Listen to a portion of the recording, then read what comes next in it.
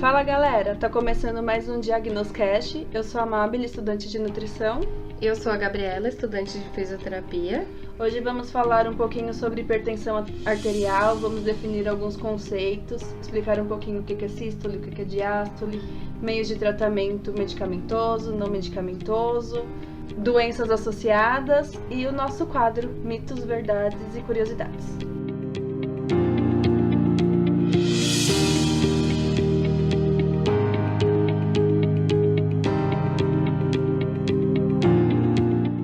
Para começar, então, acho interessante a gente conceituar algumas coisas sobre a pressão arterial em si, que ela é a tensão com que o sangue é bombeado nas artérias, então a pressão que o sangue faz contra as artérias. Aí tem a sístole e a diástole. Então, a pressão sistólica, ela acontece quando o coração faz contração do sangue. Então, o sangue está lá dentro do coração e ele contrai para o sangue passar por todo o corpo, por todas as artérias. E a diástole é o contrário, quando o coração relaxa para que o sangue que está retornando das artérias entre lá dentro. Outro conceito importante é débito cardíaco, que é a quantidade de sangue que sai no coração durante 1 minuto. A frequência cardíaca, também a quantidade de vezes que o coração bate durante 1 minuto. A resistência vascular periférica é a resistência que o sangue faz nos vasos sanguíneos. A vasoconstrição é quando o vaso tá, eu acho que o nome já diz, tá contraído, tá diminuído. E a vasodilatação é o contrário, quando o vaso tá dilatado, tá aumentado. Ainda não estamos no nosso quadro Curiosidades, Mitos e Verdades, só que eu acho importante lembrar quantos batimentos cardíacos o coração faz por minuto, né, na frequência cardíaca, que é de 60 a 100 vezes em pessoas normais. Já em atletas, esses batimentos são muito menores, podendo chegar até 30 batimentos por minuto em atletas. E para eles é normal esse valor. É importante dizer também que esses valores de referência são para pessoas adultas. Para crianças, a tendência é o seu valor maior. Uma coisa que eu acho legal falar também é que eu sempre confundia. Então, deixar bem claro que a vasoconstrição, ela aumenta a resistência vascular periférica, aumentando a pressão arterial. E a vasodilatação diminui a resistência vascular periférica, diminuindo a pressão arterial. Agora vamos falar um pouquinho sobre o sistema renina, angiotensina, aldosterona. Ele é um sistema hormonal de regulação do volume sanguíneo e ele acontece nos néfrons, quando ocorre a queda da pressão arterial. Bom, vou definir um pouquinho esses hormônios e a renina, que é uma enzima, não é um hormônio. A renina é uma enzima que converte angiotensinogênio. O angiotensinogênio fica no fígado. A renina vai lá e converte isso em angiotensina 1. Essa angiotensina 1 vai para o sangue e aí ela é convertida em angiotensina 2. A angiotensina 2 é um hormônio que é um potente vasoconstritor. A aldosterona, ela reabsorve sódio e ela excreta o potássio. Ela também é um hormônio. E o ADH é um hormônio antidiurético, ou seja, ele evita a diurese e evita que forme muita água na urina, ou seja, ele retém líquido. Como a aldosterona ela reabsorve o sódio, automaticamente retendo o líquido, vai aumentar o volume sanguíneo e, consequentemente, vai elevar a pressão arterial.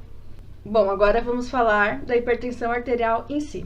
A hipertensão arterial ela é uma doença multifatorial e os níveis pressóricos para ser considerado hipertensão tem que ser maior ou igual a 130 por 80 milímetros de mercúrio, o famoso 13/8. Ele está muito associado a distúrbios metabólicos, alterações funcionais ou estruturais dos órgãos-alvos, e ele é agravado por fatores de risco, como, por exemplo, dislipidemia, que foi tema do nosso podcast anterior, obesidade, que foi tema do primeiro episódio, intolerância à glicose e diabetes mellitus, que vai ser o nosso próximo episódio. Ela normalmente é assintomática, mas pouquíssimos casos pode apresentar dor de cabeça, zumbido nos ouvidos, visão turva, dor no peito e palpitação. E um dado interessante é que no Brasil a hipertensão arterial hipertensão arterial já atinge 32,5% de pessoas adultas e mais de 60% dos idosos, contribuindo direta ou indiretamente para 50% das mortes por doença cardiovascular. A hipertensão arterial pode ser dividida em primária, que é quando não tem causa conhecida. Ela é idiopática e ela representa 90% dos casos da hipertensão arterial. Ou secundária, quando está associada a outras doenças. A Ama comentou sobre os sintomas da hipertensão e eu lembro que em uma aula a gente estava discutindo isso, que os sintomas tanto de hipotensão, quando a pressão está baixa, e hipertensão, quando a pressão está alta, são muito parecidos. Quando você tem sintomas, você não sabe dizer se você está hipertenso ou hipotenso. Por isso é muito importante que a gente tenha o costume de sempre aferir a pressão. E aí, por exemplo, uma pessoa pode ver os sintomas, achar que está com hipotensão, porque, por exemplo, ela tem tendência a ter, e aí ela vai lá e toma sal, mas na verdade ela está com hipertensão e aí piora o quadro dela. Gabi, você não quer explicar pra gente quando é mais comum ter quadros de hipertensão arterial? Então, em relação à idade, normalmente quanto mais velho, mais probabilidade de ter a hipertensão, sendo que 68% dos idosos apresentam hipertensão arterial. Em relação ao sexo, normalmente mulheres têm uma tendência maior a ter. Em relação à etnia, a maior parte das pessoas que têm são negros, segundo o estudo da Elsa Brasil. Em relação a fatores socioeconômicos, é mais prevalente em adultos sem escolaridade ou com fundamental incompleto. Em relação à genética, ainda não tem uma relação muito clara sobre genética e elevação da pressão arterial. É legal ressaltar, quando a Gabi fala da idade, que vem sendo um fenômeno muito recente no Brasil, o envelhecimento, né? Cada vez mais o brasileiro vem tendo mais perspectiva de vida, né? Então, não é o pessoal da saúde ainda não é totalmente preparado para isso. Então, a gente acaba, com esse novo fenômeno, tendo que prestar um pouquinho mais de atenção nessa parte dos idosos. Agora vamos falar um pouquinho do diagnóstico e da classificação. O diagnóstico ele é feito por um médico e para ter esse diagnóstico ele precisa identificar as causas secundárias, avaliar o risco cardiovascular desse paciente e se tem ou se pode vir a ter lesões de órgãos-alvos e outras doenças associadas, como hipertensão não, como diabetes mellitus, obesidade, dislipidemia, por exemplo. Deve ser realizada a medição da pressão arterial no consultório e é super importante o paciente relatar o histórico médico tanto pessoal quanto familiar. E o médico também vai fazer o exame físico e vai solicitar exames laboratoriais. A Gabi vai explicar um pouquinho sobre a medição no consultório, outros tipos de medição da pressão arterial e como é feito o exame físico e laboratorial. Tá. O exame laboratorial é realizado normalmente pelo mapa, que ele mede 24 horas a sua pressão, e também por exames de sangue que podem relacionar com fatores de risco, como que a Ama falou, dislipidemia, obesidade, diabetes, entre outros. O exame clínico, que é feito no consultório, ele mede dados antropométricos, que é o IMC, a circunferência abdominal e a frequência cardíaca, também para relacionar com esses fatores de risco que a gente falou. Para medir no consultório, o paciente deve ter todo um preparo e toda uma orientação, para não ter feito exercício físico antes, não ter fumado antes, não ter bebido bebida alcoólica, ele tem que estar relaxado, ele não pode ter comido coisas muito fortes antes, o braço tem que estar posicionado na altura do coração e ele deve estar relaxado. Então, ou o médico coloca não necessariamente o médico, né, mas a pessoa que for avaliar, ela ou coloca numa cadeira que ele apoie ou segura o braço do paciente, porque qualquer força, qualquer coisa que ele fale na hora, ele vai interferir na pressão, porque é muito sensível. É importante ressaltar que tudo isso que a gente falou é principalmente para adultos. Então, na medição em idosos, a gente tem que ter um pouquinho mais de atenção, Porque quando você vai inflar o manguito, pode ocorrer o desaparecimento de som. E aí você tem resultado falso quando vai medir a pressão arterial de um idoso. Por isso é muito útil o mapa, que fica 24 horas com a pessoa e ele tem valores mais fidedignos. A medição em criança ela deve ser realizada a partir dos 3 anos de idade, pelo menos uma vez por ano. Ela deve respeitar as mesmas padronizações do adulto para realizar a medição e deve ser consultada em tabelas, de acordo com a idade, o sexo e a altura dessa criança, para verificar se a pressão arterial está normal ou alterada. Em gestantes, é melhor pedir ou o mapa ou a medição residencial caseira, porque é muito comum a hipertensão do jaleco branco para esse tipo de paciente. A medição residencial caseira, ela pode ser feita durante a manhã e durante a noite, 2 vezes durante a manhã, 2 vezes durante a noite por 7 dias, ou 3 vezes durante a manhã e 3 vezes durante a noite por 5 dias. Existem várias definições para pressão arterial. A hipertensão arterial não controlada é definida quando o paciente faz o uso de remédios, então antihipertensivos, e mesmo assim ela permanece com a PA elevada, então não está controlada. Normotensão é quando o paciente a pressão sistólica está entre 100 e 120 e a diastólica entre 70 e 80. Então, quando está abaixo desse valor de 100 por 70, é uma hipotensão. Além disso, tem a hipertensão arterial controlada, que é quando o paciente faz o uso de remédio antihipertensivos e funciona. Então, a pressão desse paciente está controlada, tanto no consultório quanto fora dele. A pré-hipertensão é quando o paciente está entre o valor normal e o valor de hipertensão, sendo ele para a pressão arterial sistólica de 121 a 139 e para a pressão arterial diastólica de 81 a 89 milímetros de mercúrio. A hipertensão mascarada é quando o paciente tem valor de pressão normal no consultório, mas quando é feito fora dele tem a pressão elevada. Então, por isso, o mapa, mais uma vez, é muito importante para diagnosticar isso.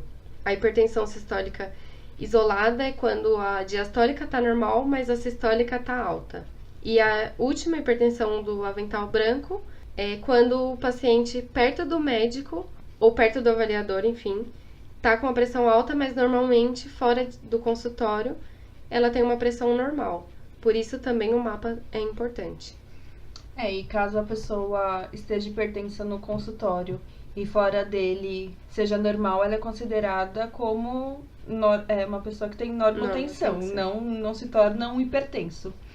E a hipertensão mascarada também é importante ter uma atenção especial com os diabéticos, porque a hipertensão mascarada em diabéticos ela pode estar associada ao risco aumentado de nefropatia, principalmente quando essa pressão arterial aumenta durante o sono.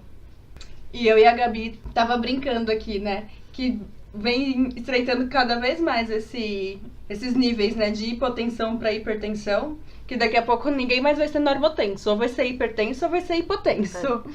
Agora eu vou explicar para vocês um pouquinho das metas terapêuticas. Nas metas terapêuticas são utilizadas tanto medidas medicamentosas quanto as não medicamentosas. Ambas as metas são utilizadas a fim de reduzir a pressão arterial, proteger órgãos-alvos e prevenir de desfechos cardiovasculares e renais.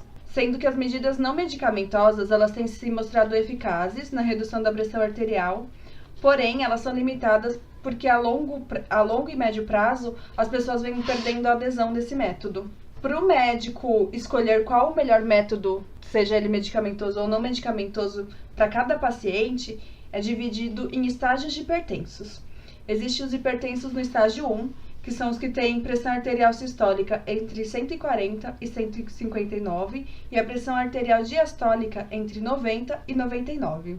Para esses pacientes, deve ser tentada terapia não medicamentosa por 3 a 6 meses. E caso não tenha sucesso só com a terapia não medicamentosa, aí sim o médico opta por iniciar a terapia farmacológica. E o acompanhamento desse paciente deve ser periódico. Já para os hipertensos de estágio 2, que é definido como pressão arterial sistólica entre 160 e 179 e pressão arterial diastólica entre 100 e 109. E para os hipertensos de estágio 3, que é definido como pressão arterial sistólica a 180 e a diastólica a 110, deve iniciar o tratamento medicamentoso imediatamente e deve ser associado à terapia não medicamentosa também.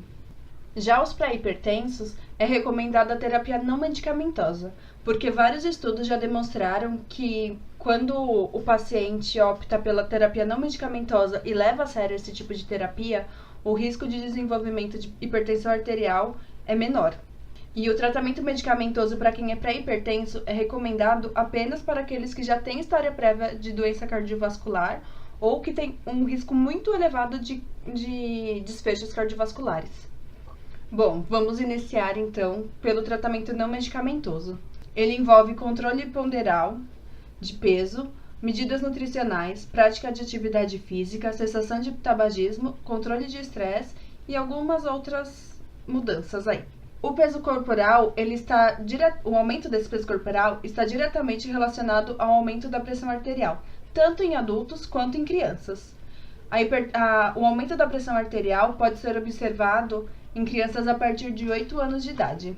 E a gordura visceral também é fator de risco para a hipertensão arterial. Bom, quanto à terapia nutricional, a dieta deve ser normocalórica ou, se o indivíduo for obeso, hipocalórica. Ela deve ser normoproteica e deve ser normoglicídica. Porém, para a dieta normoglicídica, é importante que o nutricionista avalie a tolerância à glicose desse paciente. E normolipídica. E para a dieta normolipídica também é importante que o nutricionista avalie o risco de dislipidemia, ou se ele já tem dislipidemia, e o risco de arteriosclerose. É importante também reduzir o sódio da dieta para 2 gramas por dia. Bom, tem algumas dietas que vêm sendo estudadas e que se mostraram importantes para quem tem hipertensão arterial por ter reduzido um pouco esse nível. Uma delas é a dieta DASH. Ela enfatiza o consumo de frutas, hortaliças e laticínios com baixo teor de gordura. Ela inclui ingestão de cereais integrais, frango, peixe e oleaginosas. Ela preconiza a redução de ingestão de carne vermelha, de doces e de bebidas com açúcar. Ela é rica em potássio, cálcio, magnésio e fibras. E ela contém quantidades reduzidas de colesterol, gordura total e gordura saturada. Outra dieta é a dieta do Mediterrâneo, que é rica em frutas, hortaliças e cereais integrais. Ela possui quantidades generosas de azeite de oliva e inclui o consumo de peixe e oleaginosa, e uma ingestão moderada de vinho. Os estudos dela são um pouco mais limitados, mas mesmo assim, os estudos que já foram feitos mostraram ter efeito hipotensor. As dietas vegetarianas, ela tem sido muito associada a valores mais baixos da pressão arterial também. Bom, agora vamos falar um pouquinho sobre os ácidos graxos, as fibras oleaginosas. Os ácidos graxos ômega 3, eles estão muito associados com a redução modesta da pressão arterial. Alguns estudos recentes indicaram que a ingestão de mais de 2 gramas por dia de EPA e DHA reduz a pressão arterial e que doses menores de 1 a 2 gramas por dia reduz apenas a pressão arterial sistólica. E o consumo de ácidos graxos monoinsaturados também tem sido associados à redução da pressão arterial. As fibras. A ingestão de fibra, ela promove discreta diminuição da pressão arterial. E dentre essas fibras, nós podemos destacar o beta-glucano, que ele é proveniente da aveia e da cevada. Aí as pessoas vão falar, nossa, mas se é importante reduzir o consumo alcoólico, como que a gente vai consumir cevada? Gente, a cevada não está presente só na cerveja. Lá na zona cerealista, para quem mora em São Paulo, ou as pessoas de outras cidades também devem achar nessas casas naturais, vende a cevada e você consegue fazer ela como é feita a carne de soja, por exemplo. Bom, as oleaginosas. Já foi comprovado através de estudos que diferentes tipos de castanha foram eficientes para diminuir a pressão arterial. Laticínios. Os laticínios com baixo teor de gordura ele pode reduzir a pressão arterial porque o leite contém cálcio e potássio, que já foram comprovados por diminuir a pressão arterial. Vitamina D. Estudos já comprovaram que os níveis mais baixos quem tem nível baixo de vitamina D tem maior incidência de hipertensão. Porém, a suplementação de vitamina D não reduz a pressão arterial. O alho tem uma discreta redução da pressão arterial e isso vem sido observado em várias formas de consumo de alho. O café, apesar do café possuir cafeína, ele possui também polifenol, que pode favorecer na redução da pressão arterial, porém, por possuir cafeína, é recomendado um consumo moderado a baixo de café por dia. Chocolate amargo. Chocolate amargo, gente, é aqueles com porcentagem de cacau maior ou igual a 70%. Ou seja, os chocolates amargos, meio amargos. Eles produzem uma discreta redução da pressão arterial porque, assim como o café, eles possuem polifenol. O álcool. O consumo habitual de álcool eleva a pressão arterial de forma linear e o consumo excessivo está associado ao aumento da incidência de hipertensão arterial. É estimado o aumento de 10 gramas por dia de ingestão de álcool eleva a pressão arterial em 1 milímetro de mercúrio. Bom, a parte nutricional eu acredito que seja isso. Agora a Gabi vai explicar um pouquinho para nós a parte de atividade física. Não puxando a sardinha para o nosso lado, mas é importante ressaltar aqui que para a maioria das patologias que a gente vê, a combinação de exercício físico e de uma dieta adequada é basicamente solução para todos eles. Não a solução, mas para melhora enorme de um quadro e é o tratamento conservador, né? Que não leva medicamentos, cirurgias e etc. Diminui o fator de risco, né, de várias doenças. Então é muito importante, não só para patologia, mas de uma forma geral para prevenção, é muito importante ter a combinação dos dois na vida de todo mundo. E eu acredito que um hábito de vida saudável melhora a qualidade de vida, Sim. né? Melhora a pessoa no próprio dia a dia, diminui estresse e tudo mais. Sim.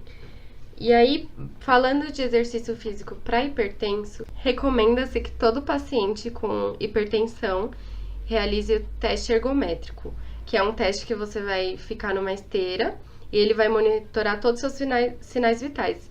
E aí vai ter o resultado da sua frequência cardíaca máxima e sua pressão arterial máxima, que são muito importantes para o seu treino, fazendo então com que ele seja adequado e seguro para você.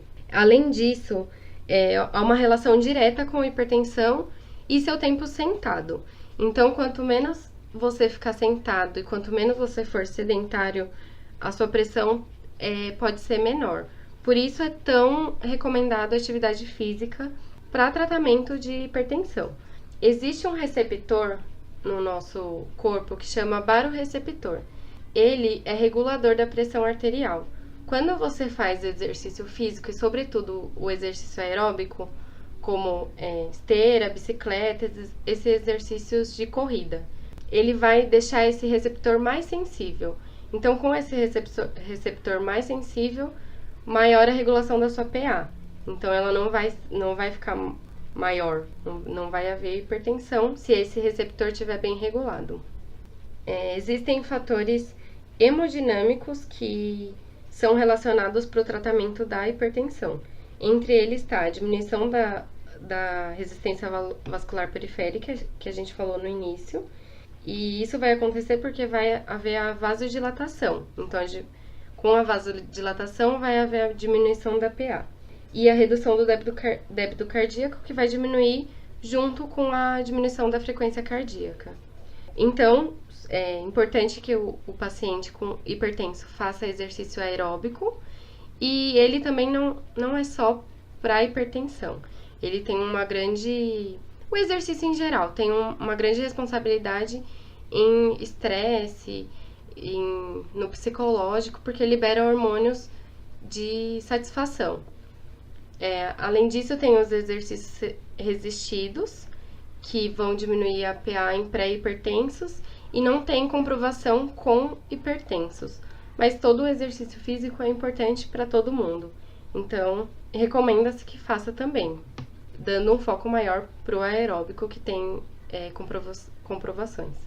Gabi, eu sou da nutrição, não entendo nada disso de exercício resistido. O que é exercício resistido? Então, o exercício resistido é aquele que tem uma resistência.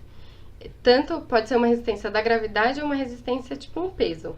Então, quando você faz, por exemplo, flexão de cotovelo, você está trabalhando o bíceps, isso é um exercício resistido. Não necessariamente precisa de um peso, mas é só pensar, tipo, exercício aeróbico eu tô correndo, exercício resistido eu tô parada. Entendi. Acho que esse é o jeito Como mais... se fosse academia. Isso. Certo. Eu acho que esse é o jeito mais fácil de entender a diferença dos dois. Agora tudo ficou claro para mim. Além disso, tem alguns fatores também que ajudam no tratamento de hipertensão. Entre eles está a respiração lenta, que você controla a frequência respiratória, vai diminuindo ela, você vai diminuindo a PA também. A cessação do tabagismo, porque a gente sabe que esse é péssimo para hipertenso. O controle do estresse, é recomendado meditação e exercícios de relaxamento. Mas a gente sabe que o exercício, de forma geral, já vai contribuir para a diminuição do estresse por causa dos hormônios que eu comentei. É importante ressaltar essa parte do tabagismo, que o tabagismo ele influencia negativamente no controle da hipertensão. Porém, a cessação desse tabagismo ele não vai reduzir a pressão arterial, mas vai ajudar a controlar através de medicação e tudo mais. Bom, acho que da parte não medicamentosa foi tudo isso. E agora a gente pode começar a falar do tratamento medicamentoso. Lembrando, gente, que ninguém aqui é farmacêutico, então a gente vai dar aquela pincelada, assim, nesse assunto. O tratamento medicamentoso ele pode ser realizado com uma ou mais classes de fármaco, ou seja, combinar uma classe a outra. Ele é feito de acordo com a necessidade de cada paciente, e é importante o médico ressaltar a importância do uso contínuo desse medicamento, a eventual necessidade do ajuste das doses dos medicamentos, e dependendo dos efeitos adversos ou da adaptação do paciente com aquele medicamento, pode ser feito sim a troca ou associação de outros medicamentos. Bom, agora eu vou explicar um pouquinho de cada classe. Os diuréticos. Os diuréticos eles reduzem a pressão arterial e a morbimortalidade. Ele não é necessariamente um remédio antihipertensivo. Porém, como ele traz a água para a urina, fazendo você urinar mais vezes, acaba diminuindo a quantidade do fluxo sanguíneo. Isso acaba diminuindo a pressão arterial. Os efeitos adversos dele é fraqueza, cãibra, hipovolemia, disfunção erétil, e ele pode provocar intolerância à glicose, porque ele reduz a liberação de insulina e isso pode aumentar o desenvolvimento de diabetes mellitus tipo 2. Porém, se ele for usado em doses baixas, os efeitos adversos podem não aparecer e essas doses baixas não vai prejudicar a eficácia do tratamento, principalmente se esse tratamento for associado a outra classe de medicamento. Os agentes de ação central. Eles são conhecidos por metildopa, clonidina e guanabenzo. Eles não apresentam efeitos metabólicos indesejados, ou seja, eles não interferem nem no perfil lipídico e nem na resistência à insulina. Porém, eles apresentam efeitos adversos também. A metildopa ela pode provocar reações autoimunes, como febre, anemia hemolítica, galactorreia e disfunção hepática. Porém, esses efeitos colaterais eles normalmente desaparecem cessando o uso desse medicamento. A clonidina apresenta maior risco de efeito rebote com a descontinuação, especialmente quando está associada a um beta-bloqueador. E eles também apresentam reações adversas como sonolência, sedação, boca seca, fadiga, hipotensão e disfunção erétil. Os betas-bloqueadores. Eles promovem a diminuição do débito cardíaco e da secreção de renina, tendo o efeito vasodilatador. E entre os efeitos adversos estão broncoespasmo, bradicardia, distúrbio da condução atrioventricular, vasoconstrição periférica, insônia, pesadelo, depressão psíquica, astenia e disfunção sexual. Os alfa-bloqueadores são os doxazosina, prazosina e terazosina. Ele tem efeito hipotensor discreto e ele, se for monoterapia, ou seja, só esse tipo de fármaco sendo usado, por isso os médicos preferem usar ele associado a outro tipo de medicamento. Ele apresenta contribuição favorável e discreta no metabolismo lipídico e glicídico. Entre os efeitos adversos está hipotensão sintomática na primeira dose e é frequente a tolerância desse medicamento ao decorrer do tempo, sendo necessário aumentar a dose no decorrer do tratamento, além de apresentar incontinência urinária em mulheres e maior risco de insuficiência cardíaca congestiva no uso de doxazosina. Os vasodilatadores diretos são a hidralazina e o minoxidil. Eles atuam relaxando a musculatura lisa arterial. E entre os efeitos adversos está a cefaleia, taquicardia reflexa, reação lupus-like, que é a reação dose-dependente, anorexia, náusea, vômito e diarreia. Os inibidores da enzima conversora de angiotensina. Eles são muito eficazes no tratamento de hipertensão arterial e eles reduzem a morbimortalidade cardiovascular. Eles geralmente não têm muitos efeitos adversos, ou seja, eles são bem tolerados e o principal efeito colateral é a tosse seca. Raramente apresenta edema angioneurótico e erupção cutânea. No início do tratamento em pacientes com insuficiência renal, é observado o aumento da ureia e da creatina sérica, além de hiperpotassemia em pacientes com insuficiência renal e diabetes mellitus. O seu uso é contraindicado na gravidez, pois pode trazer complicações fetais. Primeiro, eu gostaria de parabenizar a Ama por conseguir falar todos esses nomes difíceis que eu tava tentando ler e nem ler eu tava conseguindo. Meus parabéns. Trava-línguas. Agora eu queria falar algumas condições clínicas associadas à hipertensão. Entre elas estão a diabetes mellitus, a doença coronária, acidente vascular encefálico, síndrome metabólica e doença renal crônica. Bom, depois de tudo isso, vamos começar nosso quadro Curiosidades, Mitos e Verdades. O primeiro deles a gente tirou da Sociedade Brasileira de Cardiologia, que o controle da pressão arterial reduz em 42% o risco de derrame e em 15% o risco de infarto. Esses números são importantes porque ainda é um gasto muito grande, né, que o Estado tem com internações decorrentes a esses tipos de agravamento. O consumo médio do brasileiro é de 11,4 gramas por dia de sal. E a gente viu ali na parte de recomendações nutricionais que a recomendação é de 2 gramas por dia. Ou seja, a gente consome quase que 4, 5 vezes a mais de sal por dia. O consumo excessivo de sódio é um dos principais fatores de risco para a hipertensão arterial e está muito relacionado a eventos cardiovasculares e renais. E, segundo uma pesquisa da Vigitel, feita em 2014, apenas 15,5% dos brasileiros entrevistados reconhecem o consumo excessivo de sal nos alimentos.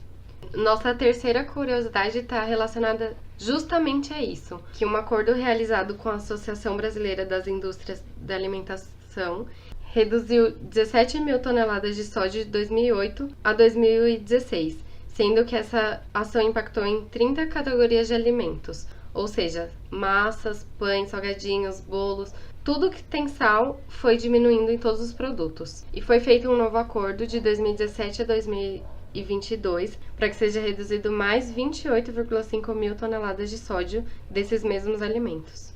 Ao atingir essa meta que a Gabi falou de 28,5 mil toneladas de sódio em 2020, na verdade, assim, de 2017 a 2022 vai ter metas anuais e até 2020 tem uma meta a ser cumprida. Atingindo essa meta em 2020, vai cair pela metade a quantidade de sódio presente nos pães que nós comemos industrializados. É importante salientar também que os temperos é um dos grandes responsáveis pela quantidade de sódio, então nós vamos colocar lá no nosso Instagram uma receitinha bem fácil de sal de ervas, que pode ser substituído pelos temperos industrializados e acrescenta sabor à comida da mesma forma. Bom, agora vamos começar com os mitos e as verdades. Uma pergunta que é bem comum: se basta retirar o sal dos alimentos para evitar o aumento da pressão arterial. Isso é um mito, gente. O sal ele é formado por cloreto de sódio. O grande responsável pelo aumento da pressão arterial é o sódio. Então, não adianta você retirar o sal e continuar consumindo alimentos industrializados com alto teor de sódio, que a pressão vai subir da mesma forma. Tanto o tempero que ela falou que a gente usa muito, Você pode até tirar o sal e você vai continuar consumindo ele e um monte de outras coisas e não vai adiantar. Sim, até alimentos que você nem imagina que tenha sódio, Tipo tem. doce. Tem vários doces. Industrializados. A maioria deles tem sódio. Sim, a maioria dos produtos em geral industrializados tem sódio. Outra pergunta muito comum é: o estresse aumenta a PA? É verdade. O estresse aumenta a estimulação do sistema nervoso simpático, que é o sistema que a gente chama de luta e fuga. Então, todos os seus sinais vitais são acelerados. Entre eles está a pressão arterial. Então, com o estresse, vai aumentar a atividade desse sistema e vai aumentar todos os sinais vitais, incluindo a PA. E para ter uma ideia, cerca de 15% dos infartos são causados por uma situação de estresse isolado. Outra dúvida que o pessoal tem: a apneia do sono predispõe à hipertensão arterial? É verdade. Quem tem apneia libera adrenalina durante o sono. E essa adrenalina, ela ajuda a contrair os vasos sanguíneos, aumentando a pressão arterial. Se a apneia for tratada, a hipertensão pode sim ser normalizada.